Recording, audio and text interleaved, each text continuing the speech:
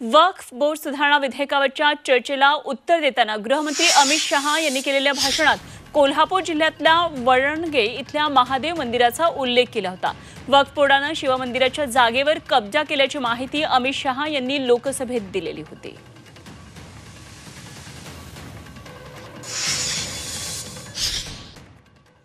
महाराष्ट्र के वड़ानगे गांव में महादेव की मंदिर पर दावा किया और बीड में कंकलेश्वर मंदिर की 12 एकड़ जमीन वक्फ बोर्ड ने जबरन ले ली।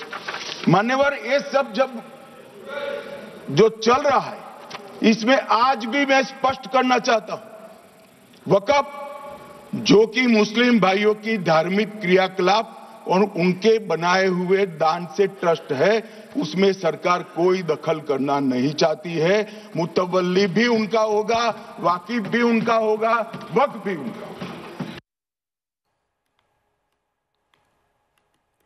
तर या मंदिराच्या जागेवर वक्फ बोर्डाने कब्जा केल्याचा आरोप ग्रामस्थांनी केला आणि वक्फ बोर्डाने असा कुठलाही कब्जा केला नसल्याचा दावा मुस्लिम समाजाकडून करण्यात आला।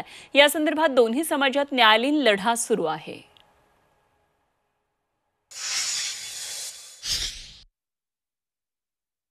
अगदी 100-200 वर्षापासून इथे यात्रा भरते।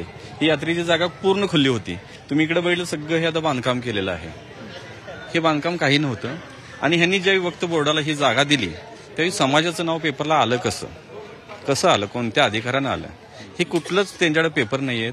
आणि त्यांचा एक म्हणजे जुना एक माणूस होता जो ऍग्रीकल्चर ऑफिसर होते, त्यांनी ते प्लॅनिंग करून म्हणजे 40 वर्षाचं प्लॅनिंग करून अगदी ती जागा हडपलेली आहे।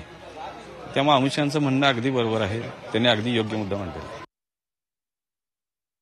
भारताचे जे गृहमंत्री आहेत त्यांनी जो दावा केलेला आहे, त्यांनी जे विधान केलेलं आहे ते पूर्णपणे चुकीचं आहे, कारण की त्यांच्यापर्यंत जी माहिती देण्यात आलेली आहे ती पूर्णपणे चुकीची देण्यात आलेली आहे। महादेव मंदिराचा जी मिळकत आहे त्या मिळकतीचा जो सिटी सर्वे नंबर आहे तो 117 असा आहे आणि त्या लगत जी असलेली मुस्लिम समाजाची जी मिळकत आहे तिचा सिटी सर्वे नंबर जो आहे तो 89 असा आहे। म्हणजे या दोन्हीमध्ये जो फरक आहे तो तुमच्या लक्षात येईल की मोठा फरक आहे। त्यामुळे इथंच हे विधान खुडून निघतं की महादेव मंदिराच्या जागेवरती वक्फ बोर्डाने दावा केलेला आहे हे पूर्णपणे चुकीची माहिती आहे।